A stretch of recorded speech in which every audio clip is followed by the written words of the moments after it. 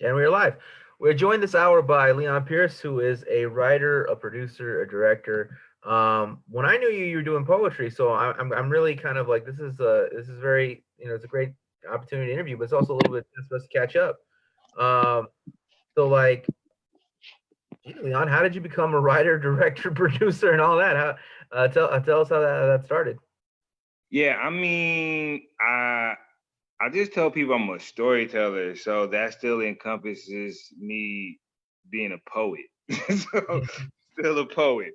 But I mean, I've always loved telling stories. I've been telling stories for a very long time. Actually, interestingly enough, uh, I'll get to the screenwriting aspect of it, but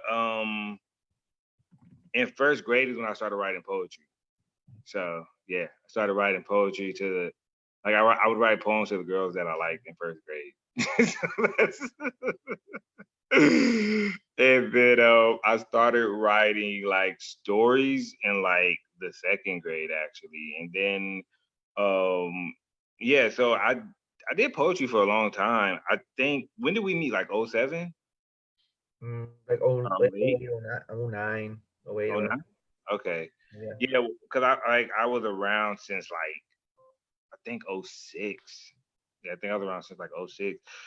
And then I want to say 2012 is when I started like I went back to school for I decided to go back to school for film, and that's when I really got into it.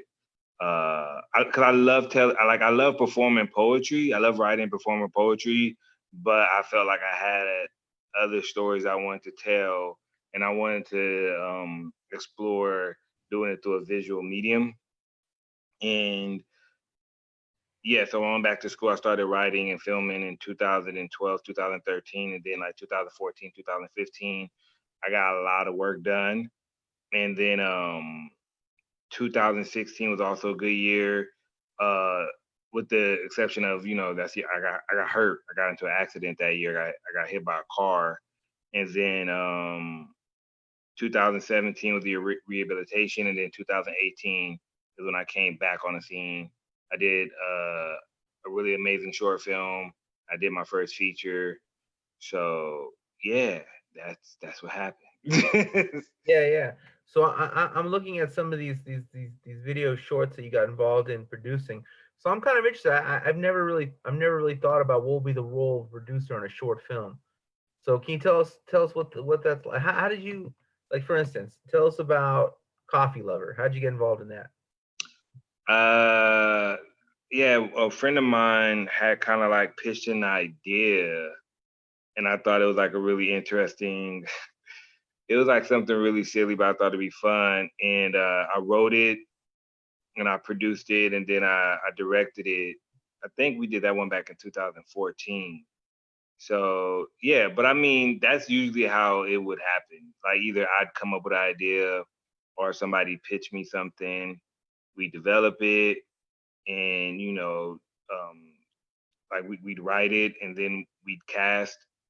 So I would handle like the casting, getting together the crew. Back then we didn't really have much of a crew. I think a lot back then I had a DP and an editor, my friend Adrian, who shot and edited. I think he's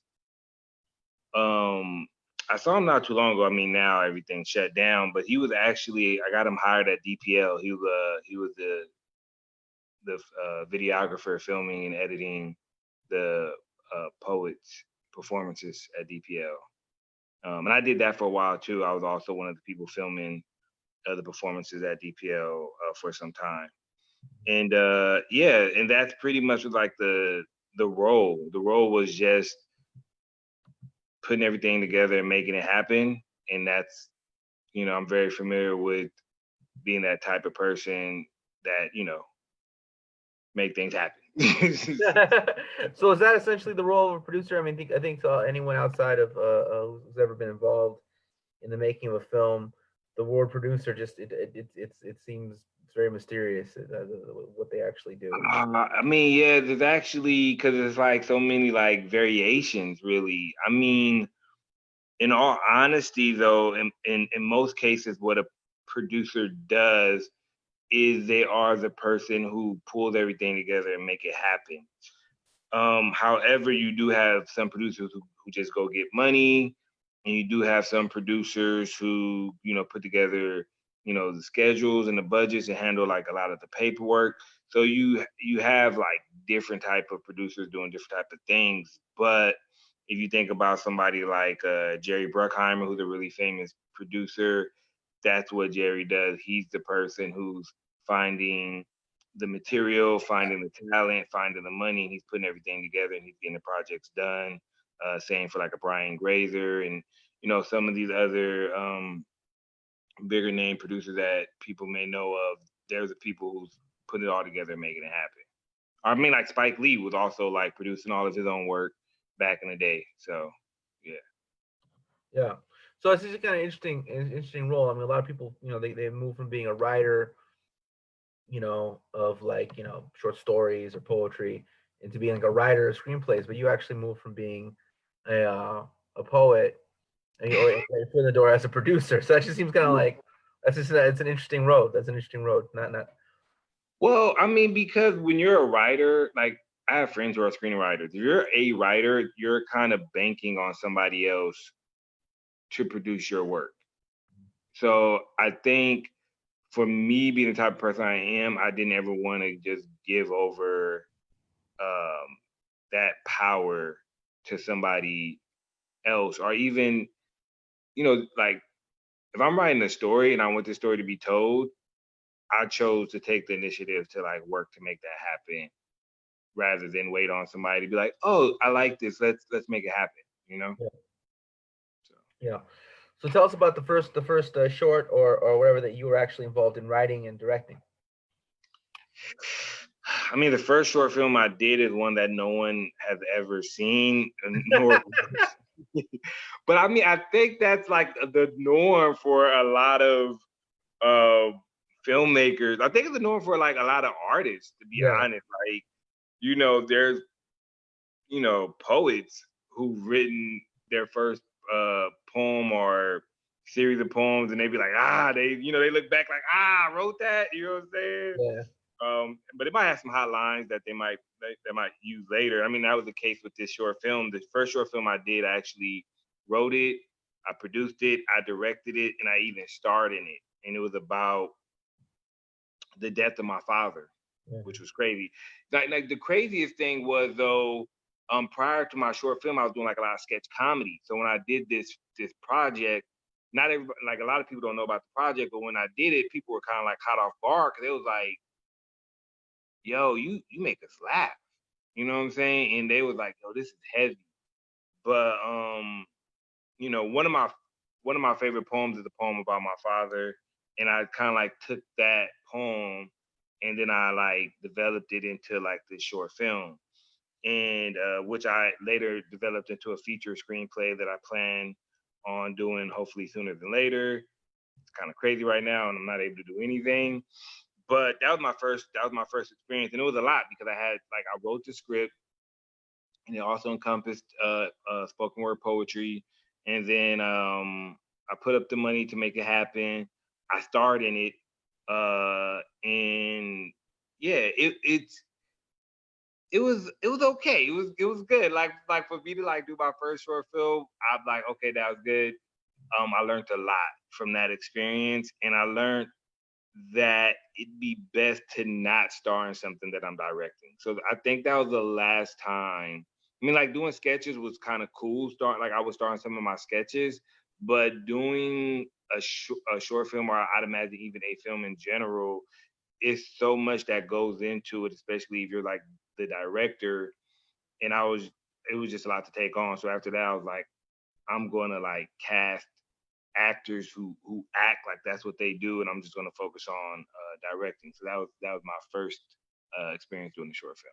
It was a lot of work, and I learned a lot. I made mistakes, but that's all part of the process. Yeah, no, it seems like it'd be very difficult to write, direct, and act. Yo, Matt, you should have seen your face though, because I was talking about when I was getting ready to talk about the process, and I was like, I said the subject matter, you was like, That was probably what happened with all these other people. You're telling me all these jokes and stuff, then all of a sudden, like, my dad died. I'm like, oh yeah, you was like, wow, I wasn't. I'm still laughing. I mean, like, I don't know what to do with it. I wasn't expecting, but also that was kind of like sometimes will be my style of writing where everything will be so funny, then like something serious will happen, be like, oh shit, and I'd be like, so that's kind of interesting how that happens. But yeah, Setting people up, man. That's what Paul Maybon used to do. He would set people up with, like, make them all laugh and feel bad for laughing. He's good for that in his poetry, and where you laugh and then you start thinking like, ooh, wow, like that was okay. So but all right, so tell us a little bit about I want to get more into the films, but I am curious about talking a little bit about the work you did over the DPL filming and the whole film crew there. Can you talk a little bit about like some of the projects you did over at DPL that kind of got you ready to do some of those stuff? Yeah, I mean, when I was at DPL, I was kind of already in the process of filming. At that time, I had a DP editor friend of mine, Adrian. Shout out to Adrian Del Stanch. And I got him hired at DPL to be the videographer and editor there. And then she was like, hey, we could use the extra hand. We're getting some of this filming done. And I was like, all right, cool, I got you. So it was just simple, really. I was just like film the performances. And that was it. It was kind of like it wasn't really anything like major to that kind of like prepared me for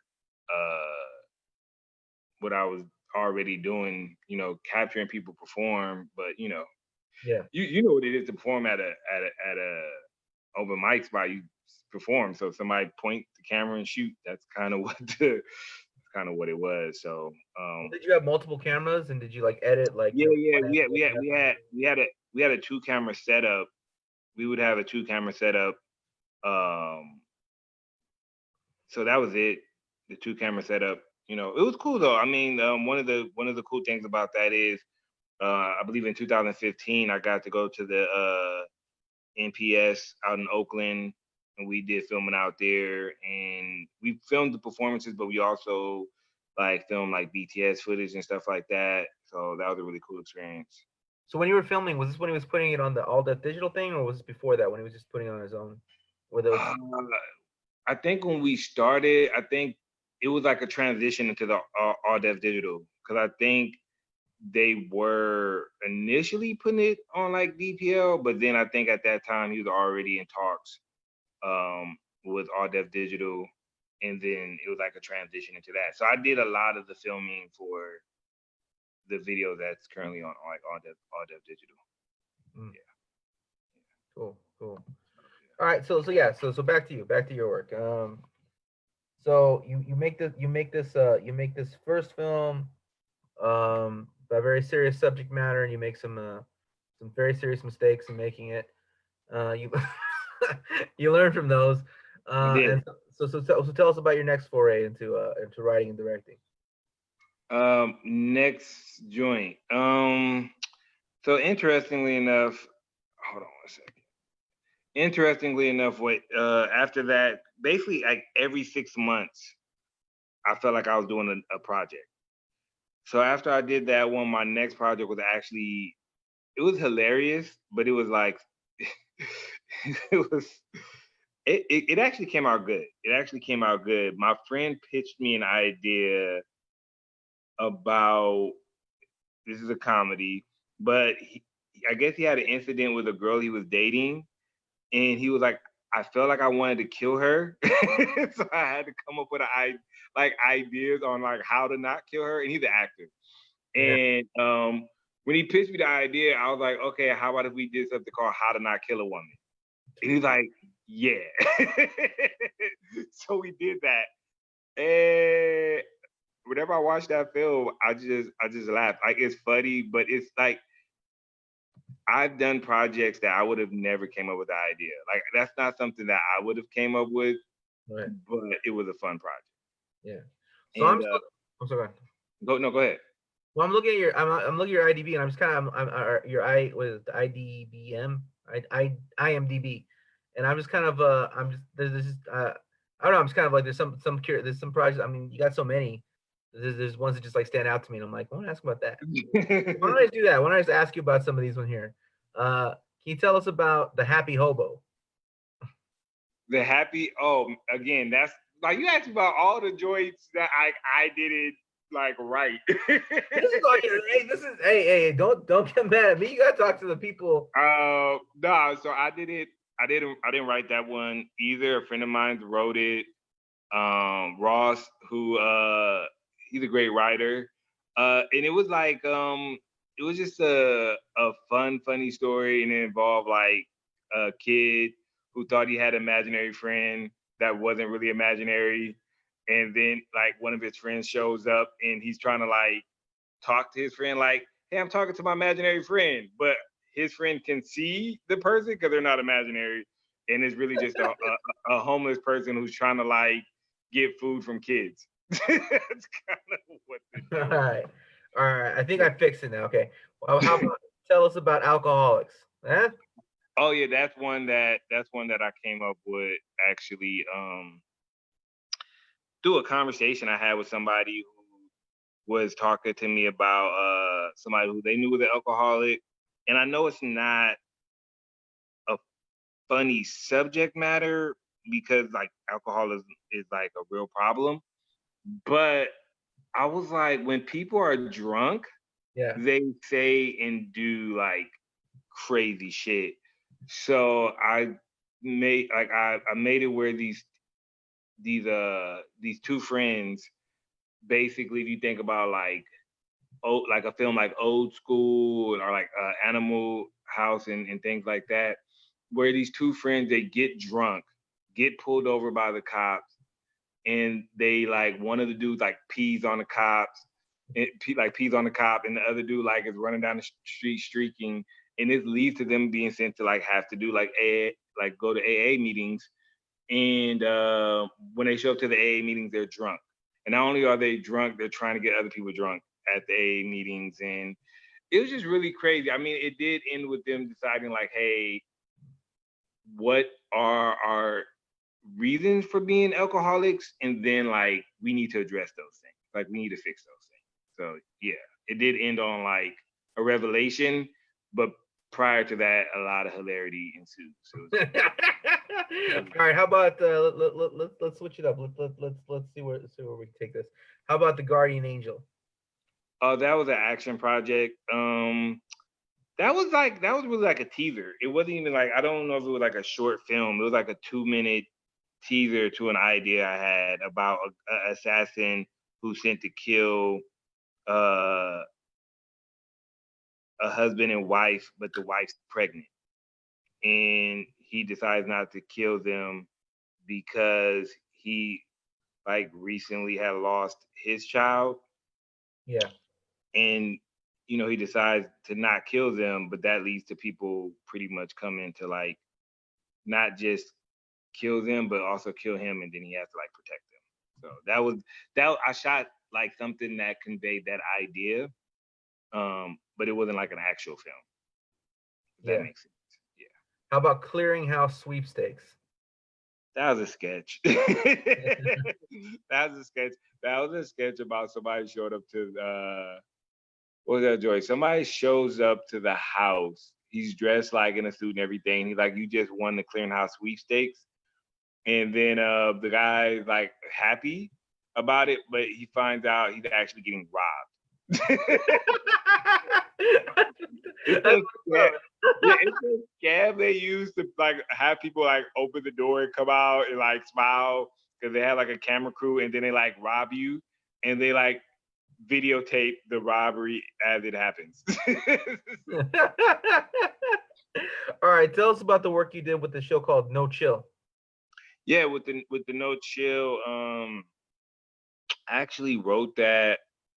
There was this actor that I knew. I hadn't worked with him, but he was really funny, and I was like he'd be great for this project. So I kind of wrote the project where he is going to anger management.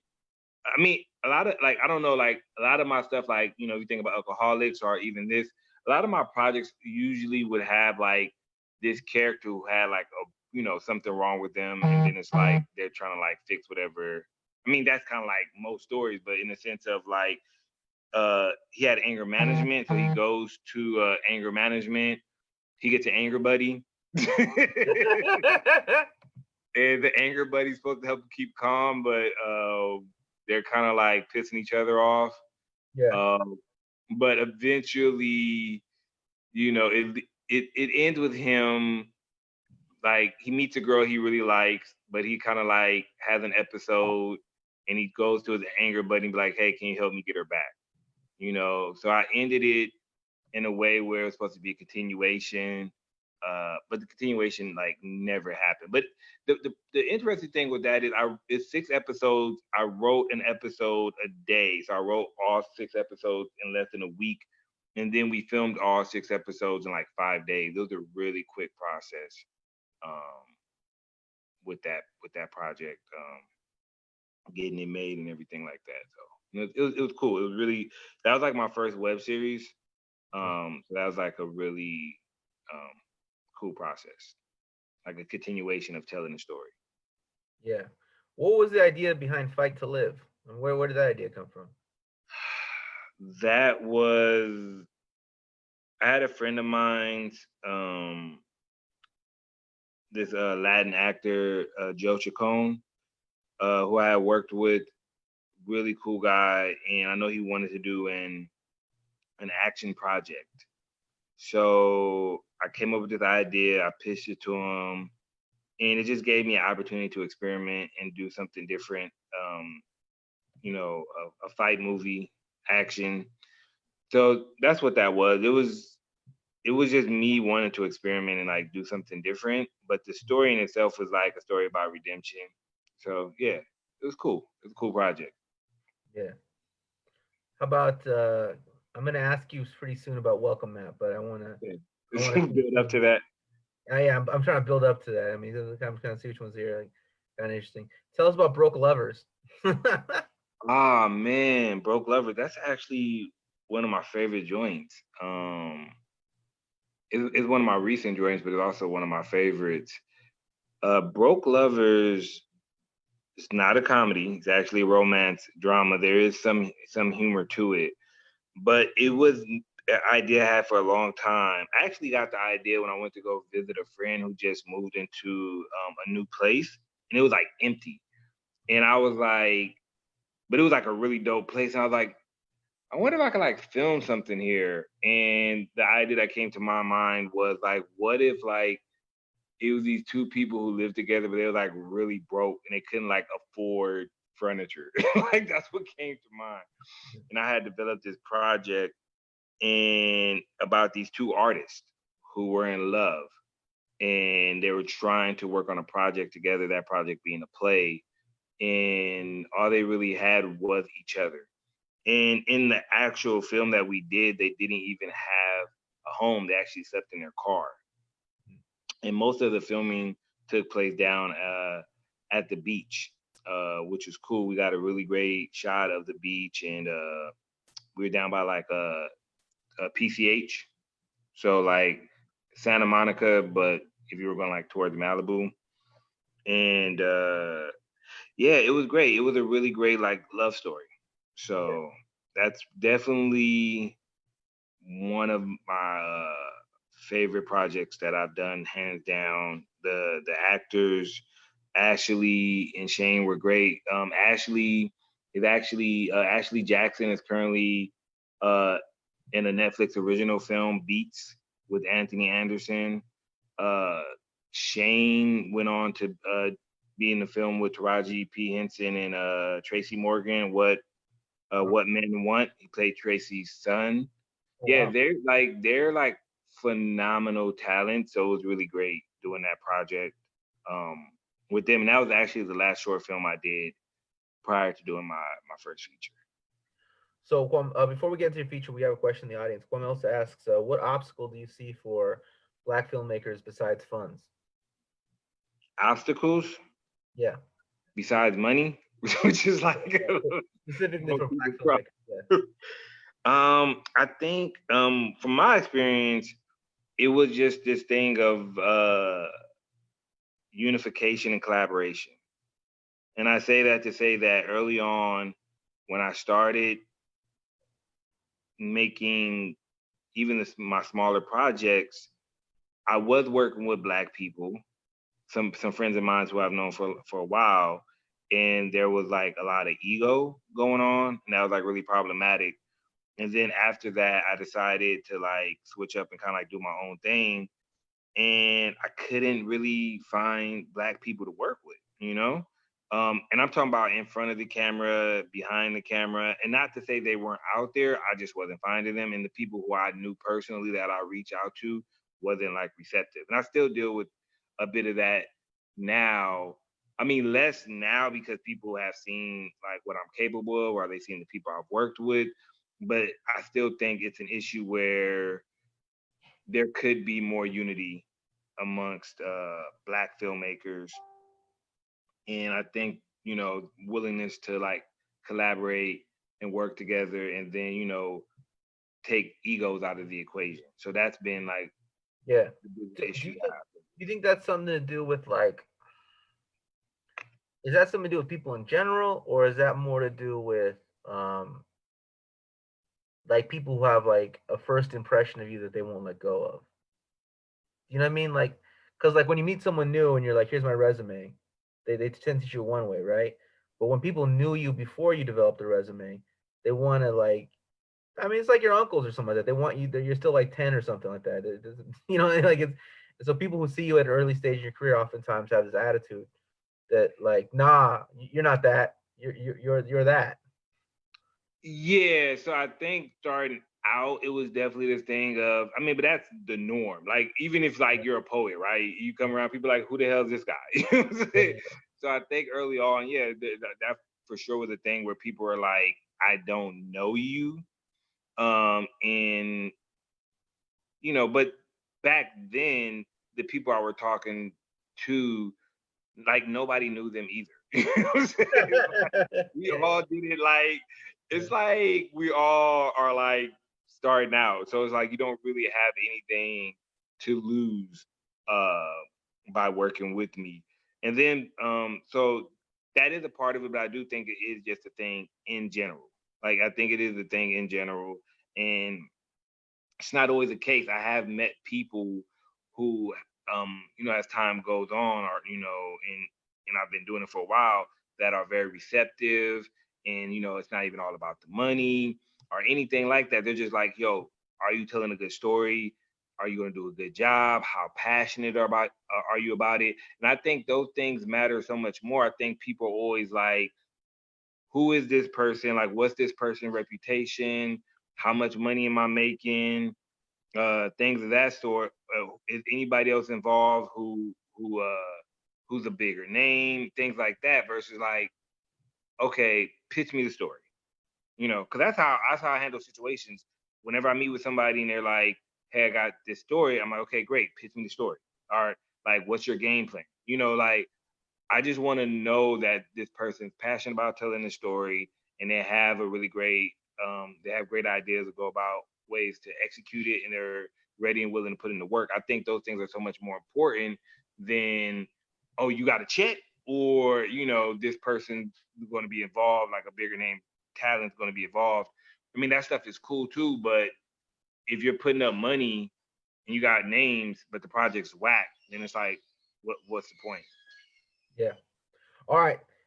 The moment of truth has arrived. Tell us about Welcome Mat. Welcome, Matt. Okay. Welcome, Matt. So, Welcome, Matt. Actually, I wrote this years ago when I was just starting out making films. Like probably shortly after I did my first short film, I was like, I'm going to develop a feature because I'm going to want to do a feature soon. But I knew I didn't have my money and all my other resources were very limited.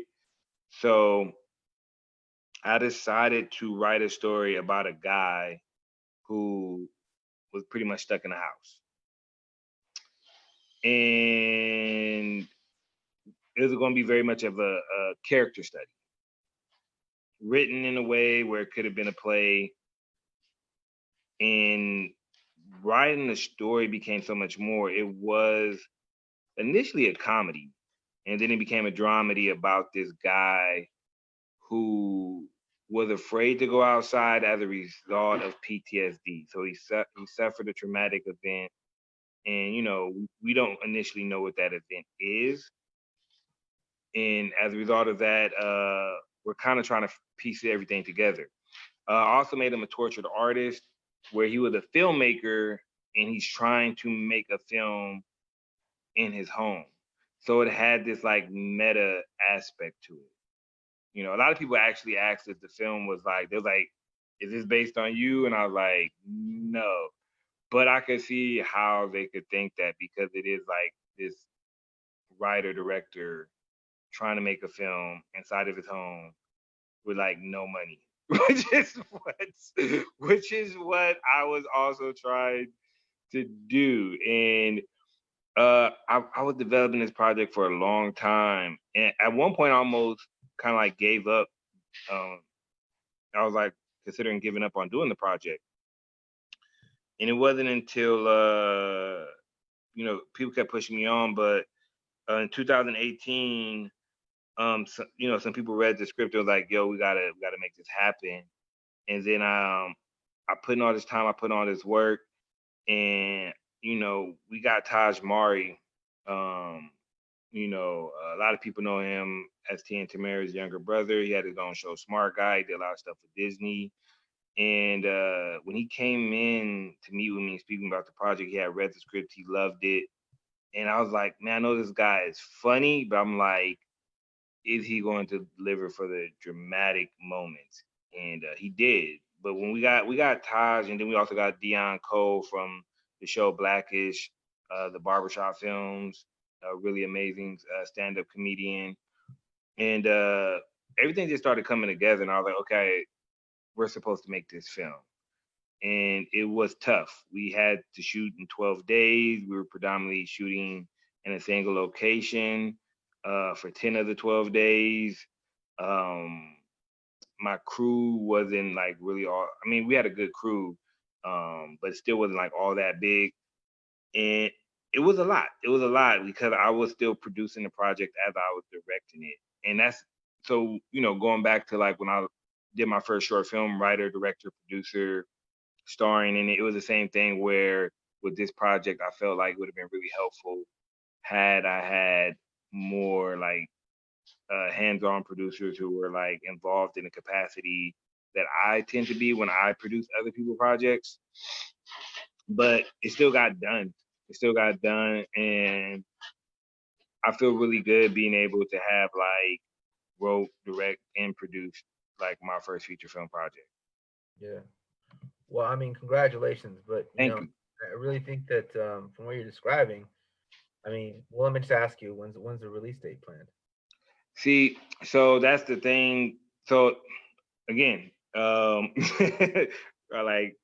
you what's the saying? You live and you learn. So basically, prior to making this feature, all the projects I made, I'd write, I'd direct, I'd produce, and I'd even distribute by way of like YouTube or Vimeo. So when I did this feature film, I thought it was going to be simple as I write it, I direct it, I produce it, and then like I sell it, and then it like comes out on theaters or like streaming or however it comes out. I was unaware of like how distribution worked for like films. Even though I went to school for this, it was still like I was so used to just making stuff and then like putting it out. So there's no set release date, and the reason being is I haven't found a good enough home or a good enough deal for the project. People have been like, oh yeah, we can put the project out and it'll be like on Amazon or iTunes or whatever, but we're not gonna pay you. I'm like, nah. So I haven't gotten I haven't gotten I haven't got like a good enough deal. And then people are like, it's some people have told me like it's better to put the film out even if you don't get a good deal, just so people can see like, oh look, you made a film. However, for me, that's not the case. Like, and right now I'm in talks with some people about the project. So I feel like there's a good chance that it'll come out either before the end of this year or like sometime next year, depending on like how soon we get the deal done or and like when the people who like pick up the project decide to put it out. Yeah. So it's coming, but still no definitive release date. Well, I mean, given what it's about, I mean, I think that right now it'll be pretty popular. Yeah, I've had numerous conversations with like, yo, people are kind of like living this right now. And I was like, I know.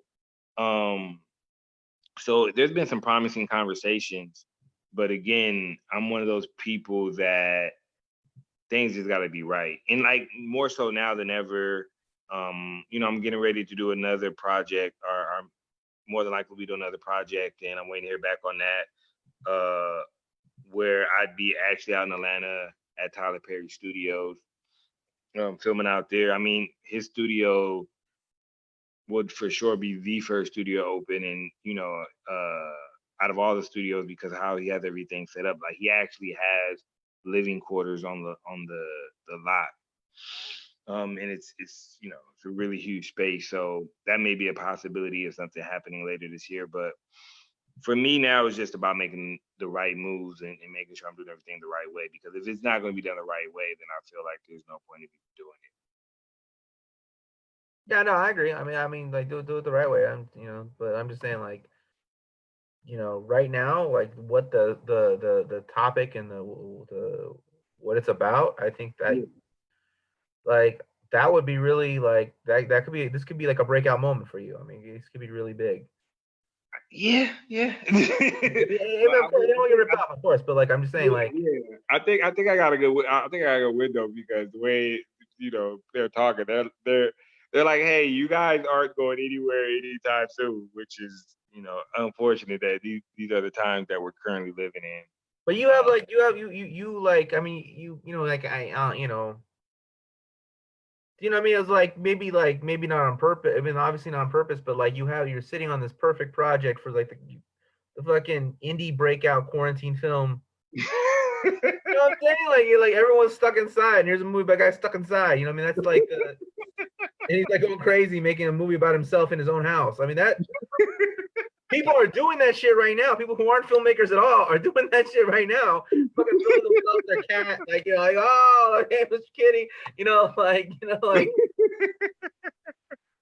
So I don't know, man. You're sitting on something. You're sitting on something that like Providence has put you in a position, or fate or the stars or whatever, put you in a pretty good position. Yeah. something I'll give some thought to. Something I'll definitely give some thought to. But the way things are looking, I'm sure to be out soon, and there's chances it'll be out while the quarantine is still happening because It keeps getting extended. Right? They're like we're gonna be like 2022. They're gonna be like 6 more months. Another 2 weeks. Give it another 2 weeks. I promise. Yo, I'm just saying it's crazy. What are your thoughts on this right now? I kind of feel like, honestly, I feel like everyone gets really mad when you say anything that's like slightly critical or slightly whatever. I'm not a conspiracy theorist at all. I think that the United States is responding to this, or California is responding to this. I mean, some states are just responding totally. I think that people are responding to this kind of like roughly the way people drive. Like some states are just driving drunk and just doing what they want. But I feel like right now we're like Los Angelinos driving in the rain. Like we're doing things that we don't even know aren't necessary. But like at the same time, maybe better to do things that aren't necessary and then have learned from the fact than later. Because I look at the Asian countries, right, and I look at like how they had SARS and MERS and a couple other like really horrible pandemics like 5-10 years ago, and so they have experience with this. We don't have experience with this, so like we're like Californians responding to a tornado, or like the way people who aren't from LA respond to earthquakes. Just like freaking out, like doing shit that's irrelevant, maybe. So I think that might be going on. I think but things are we do like, have it. do have experience though. You know what I'm saying? I think because how well it was handled. I mean, I did talk to somebody where they was like, they do think that that virus is, of course, different than this virus in a lot of ways. But when Barack came into office in 2009 is when there was the H1N1, right? Perfect. A lot of people got infected, millions actually. A lot of people died, unfortunately. But the way he went about handling it, it's almost like, I don't want to say it didn't happen. It definitely happened, but it happened in a way where, in comparison to how things are going right now, it's like it was way different. And I think it's just, I mean, you know, in my opinion, if we had better leadership, I don't even think the uh the lockdown and the quarantine and all that would have been like warranted. I think it could have been prevented. I mean, of course, it's debatable, and some people would disagree, and they'd be like, "Look, it doesn't matter if we had the best leadership in the world, we would still have to like lock things down, and there still would have had to been like, the quarantine." Uh, I disagree, but I mean, we'll never know because of who we have. But I do think that, I think it's crazy. I think it's crazy, man. I mean, me, I'm good because even though I'm not like afraid to go outside, I just kind of like was living like there was a quarantine Yeah. before there was a quarantine, with the exception of like going to the movies or like either attending get-togethers that are periodically having get-togethers. But I'm at home, so like it's not really affecting me as much. But I know it's affecting a lot of other people. Where you do have people committing like suicide, or like people are losing their mind, and people are taking their lives, and like it's like what is it, like 22 million people or more, like almost 30 million people out of work right now, or something ridiculous. Like Yeah. it's it's crazy. You know what I'm saying? So it's just like I'm kind of like in the middle. Like some people are like, hey, we need to have this shut down until there's a cure or a vaccine. And then you have some people like, no, we need to have this open right now. And I'm like in the middle where it's like we need to figure out a better way to do it than we're doing it right now. And if people are like, well, what do you think that is? I'm like, that's not really my job. I know. I mean, that's what people always do. Like, yeah. I'm just saying, I'm not sure if like what's happening right now is really working. And furthermore, I was talking to my aunt about this, and it became a really heavy conversation, so we didn't continue it. But I was like, the bigger issue outside of the virus, even though I know that's more of an immediate threat, but just the poor health of Americans in general. I mean, if you got people who are unhealthy, you know what I'm saying? If then you have this comes along, that just increases the chances of them getting sick and not recovering, and possibly even dying. I'm like, we need to address the elephant in the room, in the sense where it's like, hey, shouldn't we be talking about having Americans be more healthy, eating healthier, being more active, and be more fit? Because that's an issue, right? I mean, as humans, we're going to get sick and we're going to get better. You know what I'm saying? Like we've been doing that. That's why we're still here. You know what I'm saying? Yeah. Like people act like I know some people want to get mad at me, but people act like COVID is a virus that's going to like wipe out humanity. I feel like to some people that's how they're viewing. You know what I'm saying? And it's like, people like, oh, it's like the flu. No, it's worse than the flu, but it's like we're going to survive it. Does that make sense? Yeah. So, but I mean, I know some people are gonna be like, oh, so you just want to go outside, and it's like, nah, I'm good. Like I'm here. You know what I'm saying? Like I'm chilling. But I'm just saying, like the negative impact it's having on just America alone. I'm like, that's It seems like there's more rational ways of doing it. That's all I'm saying. It seems like there's more yeah, rational. There's more like, you know what I'm saying? Like, like you have like a really nasty fucking you get a nasty gash on your fucking hand. yeah, And like the rational thing is to like disinfect it, put some shit on it, yeah, wrap it up, whatever. The fucking rational thing is not to chop off your hand, saw it off, fucking skin, and then burn the skin so that you know what I mean. Like that's not the rational response, right? But you're like, oh my god, my hand's cut. It could get infected. That could spread through my blood. I could die. Okay, well I know. Let's chop off the hand and then like, solder off the skin. You know what I mean? Like, you know, like that's I not, mean, that's yeah, not. I think it is a bit. Yeah, So I I think that's what we're agree. doing. I think that's what we're doing. Like Yeah, I think the fact that like you got this huge gash in your hand, that's very serious. You need to do something. Chopping off your hand is probably not what you need to do, but we don't know that that's not what to do. So we're just like we're taking the most extreme measure in order because we don't know what to do. And I think that's true. I think that's true. We're being very extreme because we don't know what to do. yeah, And maybe that's the right thing to do when you don't know what to do. But for those who say that this is the absolute right thing and this is science shows it and this and that's like, that's the part I'm like, get out of here, because like you can't tell me the absolute science on an unfolding situation. Because like yeah, 3 months ago you told me it was gonna, like 2 months ago you told me we were gonna have herd immunity. Now you're yeah, telling me herd immunity is wrong. A couple of ways you say it operates like the flu. Now you're telling me if I say it operates like the flu, I'm a Nazi. So I mean, you keep moving these around, and it's like, no, man, you can't tell me there's this absolute truth on like a moving, on this moving thing, right? yeah. How Because dare you say that? And because you said that, you want me to like die, and I have, and I'm diabetic and I'm 60, and you think that like this and this and this. So like, no, I didn't say that at all. So that kind of thing is, but I understand because if you're reading news saying like, hey, if you're over 50 and you have chronic bronchitis or you have COPD, you're gonna die, right? Then of course, like someone being like, "Hey man, who knows? Que sera, sera." Like you get mad, right? So yeah, like so I get it, I get it.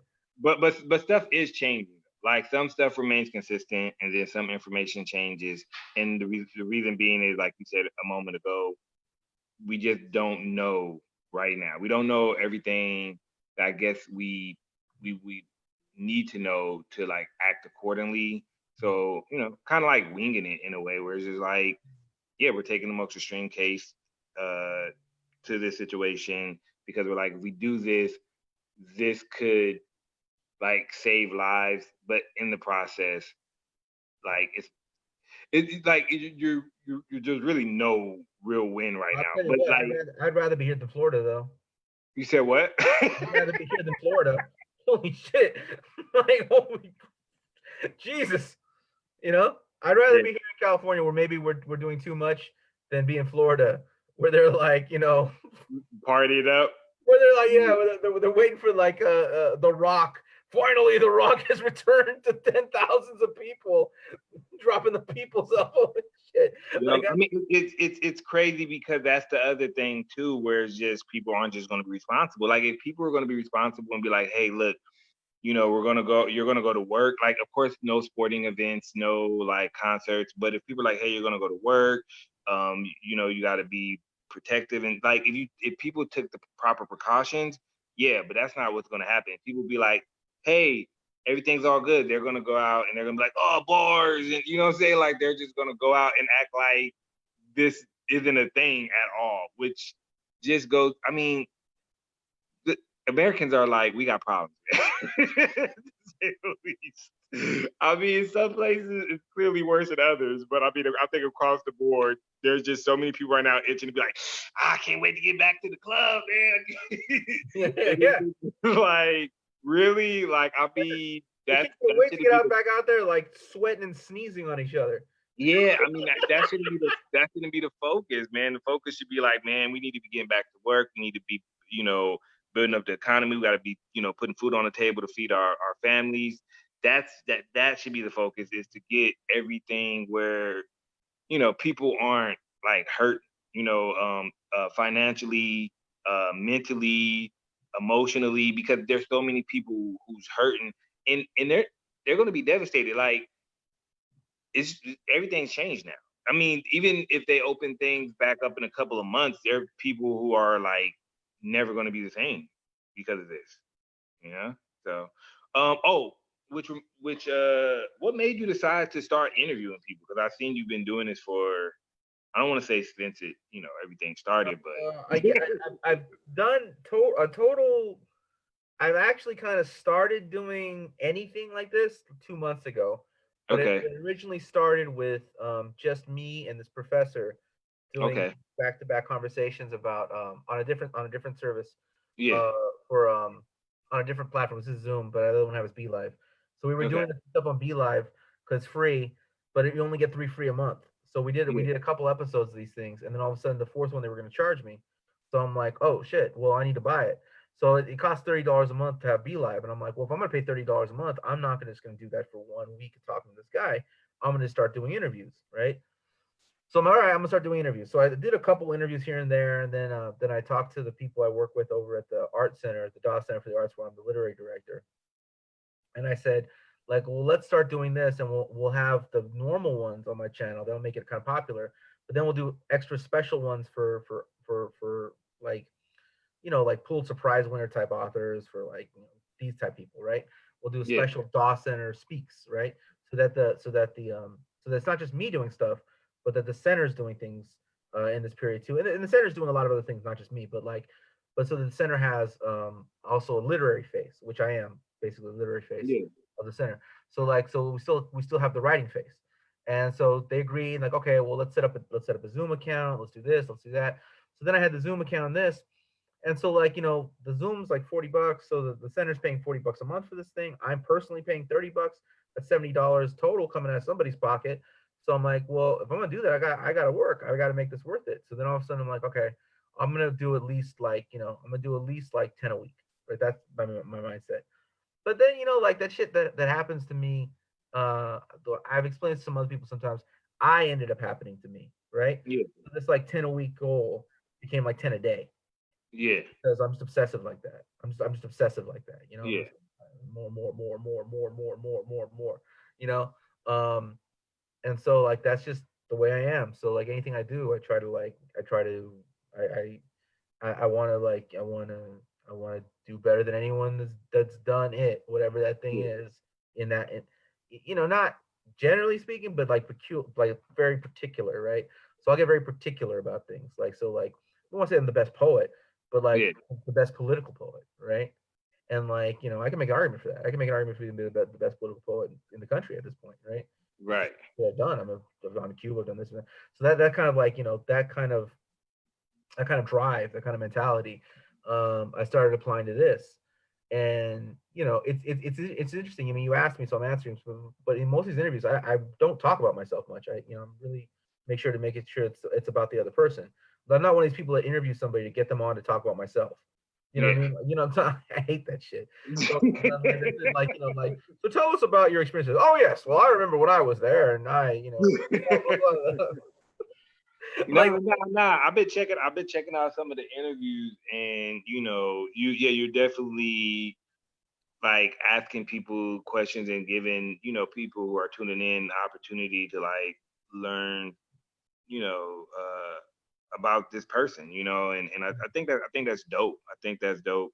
Um, for me though, I do kind of be like wanting to just have like a more of a kind of like talking about me is great. I appreciate that, but then also just kind of like just being more like talking about even like topics, you know what I'm saying, about just things that's kind of like going on, and then getting like your insight on that, or if anybody else, um, you know, wanted to chime in. I mean, people want to know things about me is great, but I'm like, there's so much going on and like not going on right now. So what's going on? that can all be like What's going on? be discussed, right? But no, I mean, I think that's really cool, man. I mean, I've been watching you, man. You've been doing your thing, so that's what's up, man. Like I always know, like back on the scene, people always be like, oh, this person is this type of poet and this person that type of poet. So they'd be like, oh, Matt's like the political poet, for very obvious reasons, you know. But to see you take what you like, something that you're so passionate about, you know what I'm saying? I mean, of course you're passionate about politics. And the main reason being is because politics encompasses so much of like what happens to people and doesn't happen to people, and so many people just look at like politics as something that's so trivial. You know what I'm saying? But it's just like Yeah. these politicians and these policies and these lawmakers and like this really much like runs your life, and people just be like, you know what I'm saying? Yeah, exactly. Oh, well, you're not just randomly this political poet, right? I'm the political poet because I'm smart, and you're like, No, and but I mean, but yeah, because smart. you know how serious this is, Yeah, yeah, especially for Black and brown people, right? Like, yeah, and you speak heavily about that. I definitely recall just like about all the injustice the people of color suffered. You know what I'm saying? And how the system isn't set up in our favor. So I was like, but for you to like take that, and be doing poetry about that, and then take it as far as taking it, I was like, yo, that's dope, because not everybody have that thing. Like, depending on whatever type of poet you are, what you're talking about, like that thing isn't like so much a part of a larger movement, and you would get the opportunity to like take it to like a certain type of level, if that makes sense. yeah. Mm. Well, thank you, but I mean, yeah, but like a lot of it though, like for the interviews, it's the same. It's a lot of the same skills. It's just like listening, like Yeah. listening, and then asking a question based on what somebody said. You know?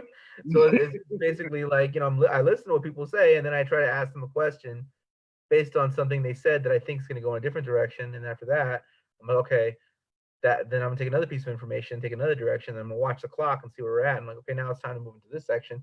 Like so it's time management. It's listening to information. It's a skill set, but it's based on listening. I think that when people think that somebody is like smart or whatever, it's oftentimes that person is just listening and you're not listening. It's not that you're not smart. It's not that you don't have a brilliant mind. It's not that you're not able to think. It's not that you're not. It's not that any of us aren't smart or intelligent. You just fucking refuse to listen. You know what I mean? You just like refuse to listen to people. You just like like just listen, and then you can pick up on what someone's trying to say, and then you can really intelligently converse. Like, no, I'm not going to listen. You're stubborn. You just don't want to listen. I mean, Yeah, not and that. yeah, and that tends to make people look foolish. Yeah, but it's not that they're foolish. It's that they're stubborn. Yeah, It's not that they're dumb. It's that they're spoiled. yeah. They refuse to listen. And what are you gonna do with that? What are you gonna do with that? You gotta. It's a character flaw. It's not an intellectual deficiency. Nah, most definitely. Because I mean, I think a lot of people are smart, but in the sense, like you said, they're not willing to listen, and they think they have all the answers, or they just think that they're entitled and they don't have to listen to anybody. Then, that's very problematic. But you know, Yeah. unfortunately, it can be a norm in most cases. But I mean, but see, that's why they don't get anything done. And people like that don't get anything done, and they don't ever advance because they can't network with anybody and they can't build with anybody. They just like they get frustrated, they get mad, they talk a bunch of shit online, they get like 150 likes, and they think they accomplished something. I mean, that's it. But then like there's nothing, but nothing goes beyond being like popular on social media, other than like like if you don't produce things. I mean, there's people who like talk a lot of shit on social media and also are productive, and therefore do well. But there are people who just talk shit on social media, but don't ever produce a book, don't ever Yeah, make a film, don't even write a poem, but they just yeah. talk shit online. And all these people are like, yeah, yeah, yeah. So all these other people who don't do shit identify with this person as like this, like like this great shit talker, boost them up, and then they think like they accomplished something. But like Well, that's a lot easier like that's a lot easier to take it down when we have the president that we have. When all he does, yo, here's the thing. Here's the thing.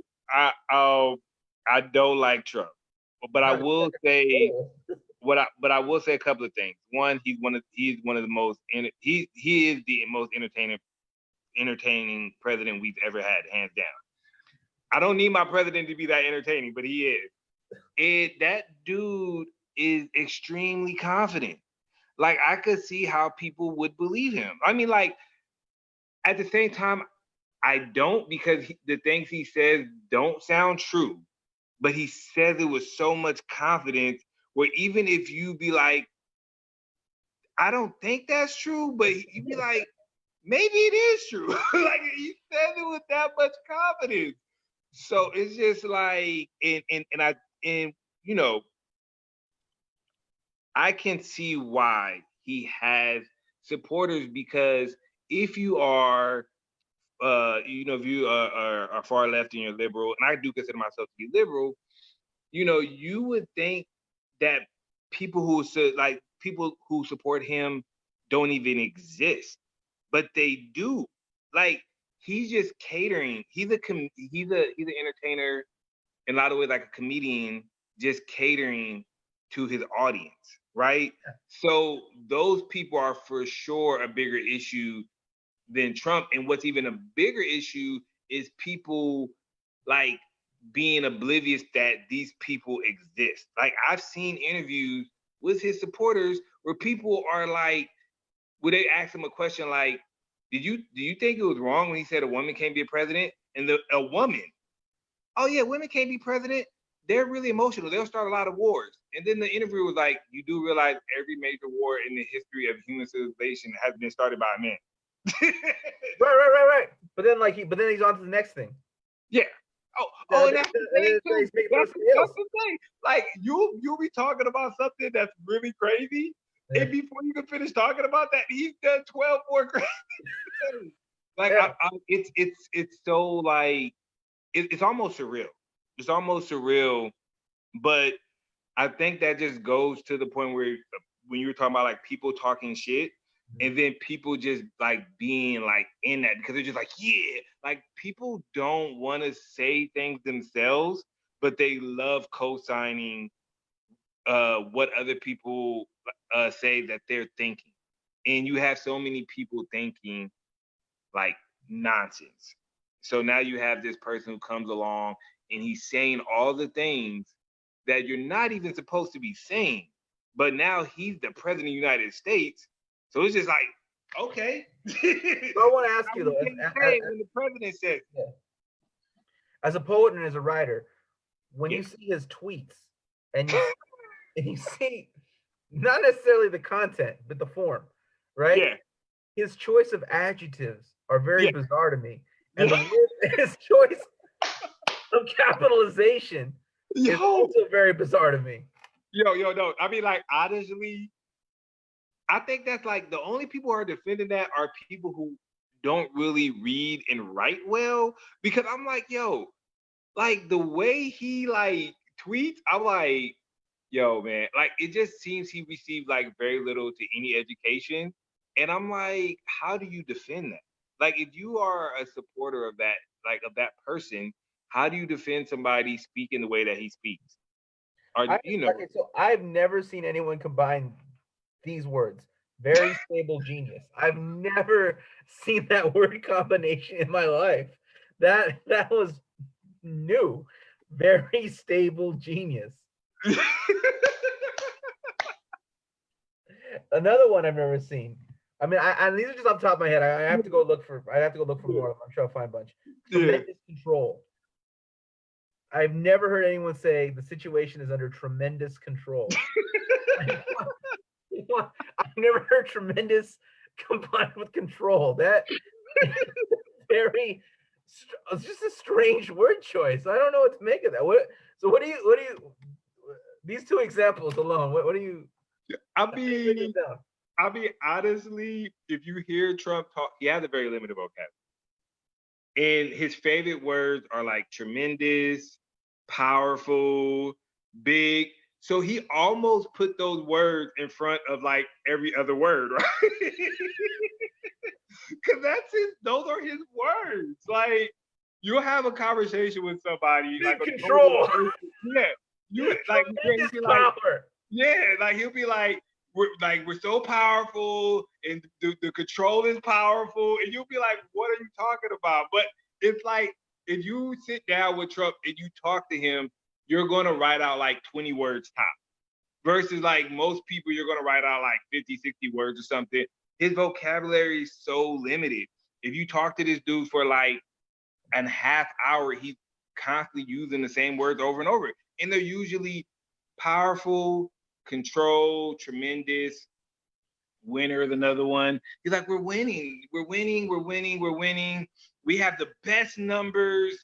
It's just like everything for him is good. Big. See, but even I'm trying to like do it, but these are, if I were to say winning big, that's a very common word. So I even trying to do it. We're winning tremendous.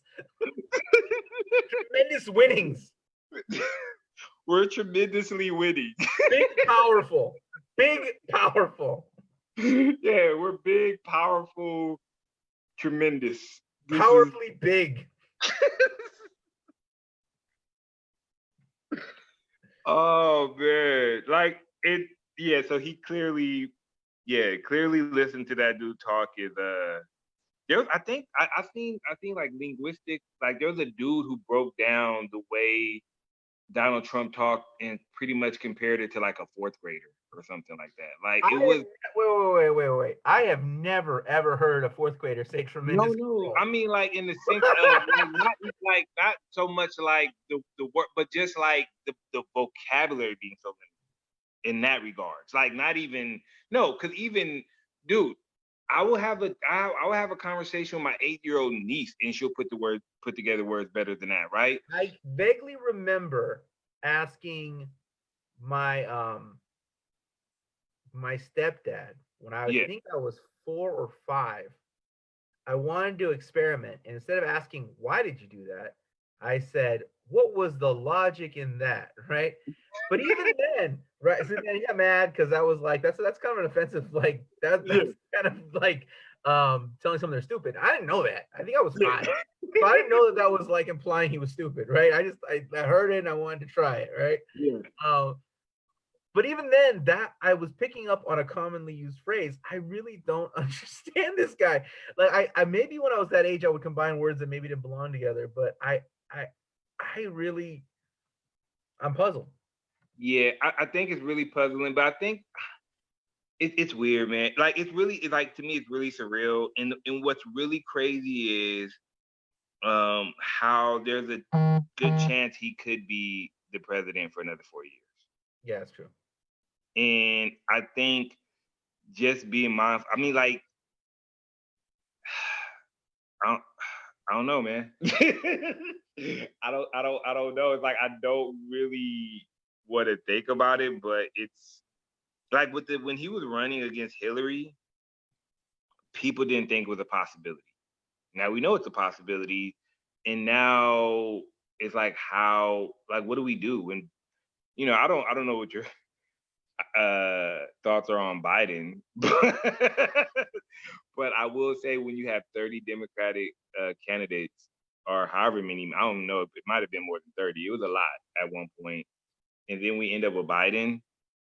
I'm like, yo, this is not good. Not good at all. No, this guy's like falling asleep during interviews. Got accusations against him. I mean, yeah, he's going around sniffing people's hair and stuff like that. It's not exactly like no, because my whole thing is it's like roping people. I mean, that.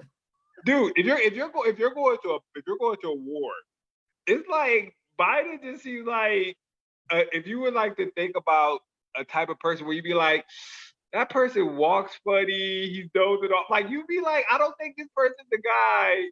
And I mean, I know people have their reservations with Bernie and but you know what's funny? Okay, here's the problem with Democrats versus Republicans. Bernie and Trump are a lot alike. I know people probably be like, that doesn't make sense, but it makes sense in the sense of Trump wanted to disrupt the Republican Party, right? Yeah. And they knew that. And nobody liked him. Like none of those other guys liked him. They all talk mad trash. And Bernie wanted to also disrupt things. But they're just like, nope, no disruption over here. And I hear you. And so rather than get behind Bernie, they'd get behind Biden. But I'm like, dude, like even when Bernie was debating Biden, it was like Bernie was like going in hard. You know what I'm saying? Even when like Biden was like, he's like, check YouTube.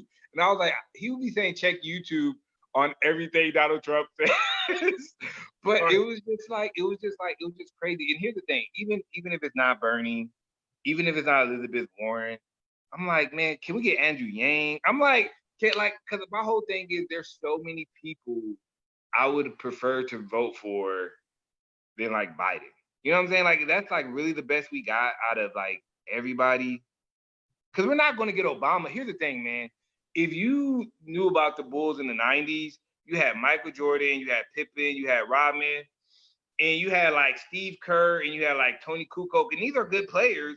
But if you got a pickup game, you're not going to be like, hey, Steve Kerr, I want you on my team and think you're getting Jordan, right? You're not getting Jordan.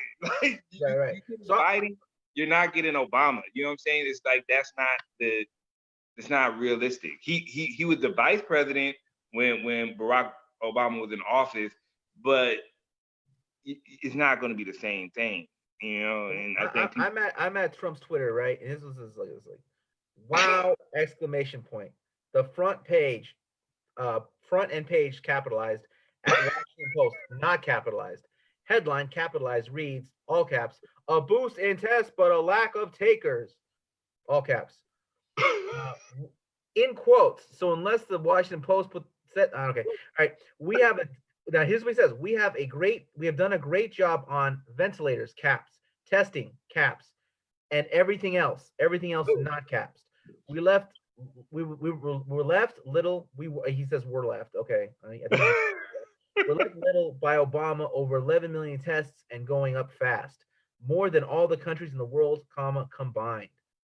More than all the countries in the world combined. Why is there a comma there? So I don't know why this comma is here, and I really don't understand why ventilators and testing were capitalized. And if you were going to capitalize ventilators and testing, then you should have capitalized everything else. His choice of capitalization is bizarre to me. And I'm not talking if everything's in all caps and you're yelling, right? So if this is cap, is he yelling ventilators? Like, I don't know. And then there's another one just says like a capitalization says transition to greatness, all caps. But there's no exclamation points. So like when did they, but the one before that says reopen our country, all caps with an exclamation point. So I'm just kind of curious at like his editorial choices. I mean, what are the bases? Like what I don't understand. Like I'm trying to understand. I'm trying. Well, that's the thing. Everybody's trying to understand. One thing that's really crazy is recently I saw an interview where they asked him, they were like, hey,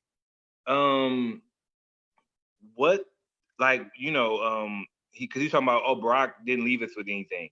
They're like, you've been in the office for like almost 4 years now. Why didn't you restock anything? He's like, well, I've been busy. Stop, Rich. I've been busy. They had this Russian hoax, and then they had the Ukraine hoax, and they trying to impeach me. So I can't really do my job. I'm like, dude, come on, man. Like, you've been there for all this time, but here's the thing I will say too. Everybody's still talking about Trump right now, and nobody's even talking about Biden. It's like we know Biden's in a basement somewhere, but it's almost like this dude doesn't even exist. It's like Biden is almost not even a real person, and that's the thing, man. That's the I guess the fuckery of it all, man. It's like so many, even the people who don't like Trump are still listening to this dude and trying to figure this dude out and trying to make sense of him, and therefore he's still getting like all this attention, all this energy, and that's really all he cares about. He doesn't care if he's pissing people off or anything like that. He's just like, oh, they're talking about me. Oh, they're tuning in. This dude was like, my ratings are higher than The Bachelor's. Why he's giving a press briefing about a virus? Yeah, right. So what I thought was the most bizarre episode of Trump's stint as a president and also producer, and you're a producer, right? is the when he was talking about, because he's an executive producer Yeah, on The Apprentice still, yeah, whatever it was, and Arnold Schwarzenegger had become the new boss, yeah, the new yeah. fat guy, and he was talking all this shit about how his ratings were better than Arnold's. Like, this is the dumbest shit. Can you imagine? This is like be like if Oscar De La Hoya would be like, "Yeah, Canelo, he's doing good, but I would have whooped his ass, and I had better sales than him." Like, you're a fucking promoter. Like, what the fuck, right? So like, Trump is like, "Fuck Schwarzenegger. My show was better. I had better rating." You're the goddamn. You're supposed to like, if Arnie's numbers are struggling, you're supposed to pump them up, right? Yo, hold on, hold on, hold on. You're the But this, producer. What the fuck? but this goes back to what I said earlier about this dude being super entertaining. Like he burnt Hillary this one tweet where he said, "How is Hillary supposed to satisfy the country when she can't even satisfy her husband?" He did say that shit. And like, that's like, But that shit, I was like, oh shit, like that's what I'm saying. This dude be snapping. Like, I mean, honestly, he called Jeb low energy, right? Now, like, we all know what that means when you call a man of a certain age low energy, right? But look, man. I put it like this: if Trump was a comedian, that dude I think would be fucking hilarious as a comedian because dude's funny.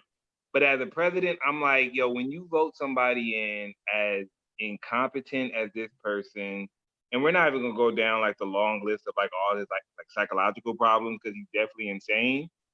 That's like, here's the thing: you're trying to impeach this dude off of a phone call. No, impeach this dude off of being crazy. Like, if you're at your job, you hire somebody. That dude shows up and start like throwing gasoline over the desk. You're not gonna wait for this dude to like grab the matches, right? You're like, hey man, you gotta go. Like, I'm just saying, like, come on, man. This dude is for sure burning the country down. And rather than like take the matches out of his hands, we're just like, here you go, and we're just like giving this dude more like lighter fluid and gasoline and matches and everything like that. And that's the thing where I'm like, can't we just remove him off of like incompetence? He's the president of the United States of America, and everybody knows he's incompetent. It's not a secret. I mean, I'm pretty sure if there was a black president in office, they would have tried to figure out a way to remove this person if he was doing things where they were like, yo, this is questionable. You know what I'm saying? And I don't want to get rid of him just because he put his comma in the wrong place. Like, what the fuck is that? I don't even understand. What are you talking about? Yeah, no, that's really. Like, hey, but I think this just goes to show like the state that the country's in, where it's funny because everybody thought we were like really on the right track when we had somebody like Barack Obama, and then they were like, oh, now we're about to have a woman as the president, because everybody thought for sure Hillary was going to win, even though she was, very unfavored amongst most Americans. But they were like, nobody's going to vote for Trump. So we were like, we got a black man. We're about to have our first woman president. And then this happens. And I think that just goes to show, like, people are like, oh, hold up. We're getting too progressive. You know what I'm saying? And now we just go in this opposite direction. And I'm just wondering, like, what's really next? And I'm wondering if I want to be here for that shit. You feel me? Like, I've been considered an exit strategy, because I'm like, if this is the direction that America's going, man, like, you see how good Canadians have it right now, man. If you were in Canada right now, man, you'd be doing pretty good. But so I don't know what's going to happen in a few months, especially because of the pandemic. You think, are people going to go out and vote? You know what I'm saying? If people have to mail in their votes, are they gonna take the time to to like mark everything in and send it off, and to mail it in? So I don't know, man, but I just do my best. Like, in between Barack Obama, before and after Barack Obama they underestimated me. That's Bush too. Yeah. And tremendous control. That's Trump. mean, I think that's the general flow of America, actually. I think that is generally speaking. Yo. Real quick though, did you see the Obamagate joint? No. You didn't see the tweet? I heard about it, but I don't. I just So I saw the tweet, and I at this think he point tweeted. I'm not. Yeah, I'm not interested. Yeah, but I'm not. You go ahead, but I mean, it's not. It's Yeah, I mean, I'm not even gonna really go into it, but I mean, I'm just saying, like, I've never seen like this dude clearly has nightmares about Obama, man.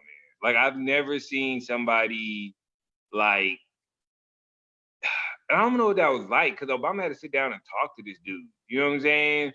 And Donald Trump had to but afterwards he was like, yeah, Barack this, Barack that. I'm just like, dude, why do you like? He like hates Barack, man, and I think he just hates it because deep down inside he just knows like people like him more. And I think I don't think he hates Barack for anything that Barack stands for. I think it's just the notion of he'll never admit it, but it's just like people like him more than they like me, and that's what he hates. Yeah. So okay, so where can people connect to your work? YouTube, really. I think YouTube.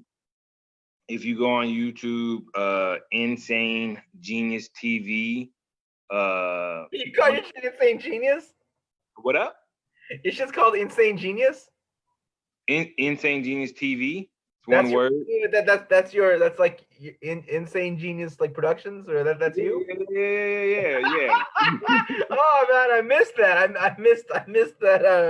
I missed that part. I mean, so here's the thing. There's definitely a thin line between genius and insanity, right? Yeah, but yeah. I feel like when I came up with the name, that's what it was based on, was that so many people was telling me that I was crazy. But after I did the research, I mean, they told everybody, who was great, or like so many artists, that they were crazy, whether it's Albert Einstein or Steve Jobs and so on and so forth. But that's the norm. If you're a creative and you're thinking outside the box, they're going to be like, oh, you're crazy, but that's really what it was based on. It wasn't even so much me calling myself an insane genius. It was just that being what I wanted, like, my company to encompass. Yeah. Was that movement where people kind of like embrace, I guess, they're like, if they're eccentric, or if they're just different, or if they're thinking outside the box. Yeah. But they're doing shit that's like kind of like new wave, or just like trend setting, or just doing things that's like prolific. And I just thought that was like dope. So that's what that came from. Yeah, a lot of people are like, oh, so you're an insane genius, and I'm like, nah, but I mean, that's like the aspiration. No, I mean, no, like my thing is like not saying like, but like it wasn't so much me calling myself that, but that's like that should be the aspiration for every creative. You know what I'm saying? If you are creative, you know my like tagline, byline, whatever you want to call it, is the best political poet in America. So I'm never gonna tell you to humble yourself or anything like that. No, it's good. No. But I mean, like what Drake said. I told myself I was the greatest before I knew I was. I mean, and I think it's the same thing with Ali. You do have to like, but my whole thing is it's like, so anybody who knows me knows I'm extremely confident. But it wasn't so much of me trying to big myself up, more so than like bigging up a community, or like types of people that I identify myself with. If that makes sense. Yeah. So that's what that. But that's where you can find. That's where you can find my work. And then as far as like following me, it's just my name, Leon Pierce Jr. Whether it's IG, really just IG. You know what I'm saying? Like I'm like, I still have a Facebook account, clearly, but I'm on IG. I'm not really on like Twitter or anything else because I'm not really big on social media. But if you want to see my work, it's on YouTube. And if you want to like follow me, it's just my name on IG. All right. Well, Leon, I really appreciate you taking this hour plus to talk with me. It's been damn, man. It's been a minute. Yeah. Well, we had a lot of catching up to do, man. I'm really glad you're doing so well. I'm really glad these projects that you kind of I think when we were last talking, you were talking about doing. I'm glad to see that they've just exploded. So Appreciate it, man. congratulations on all your success. Appreciate it. And I'm glad to see that you're doing so well too, man. Definitely keep this up. I know you said you're gonna be doing this, definitely until like the end of the quarantine. So whenever I can tune in, for sure will.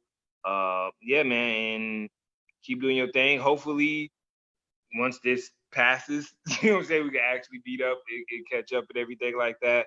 Yeah. But yeah, man, in the meantime, man, keep doing your thing. Keep fighting the fight, man. We'll talk soon, man. I appreciate it. All right, man, you have a good one.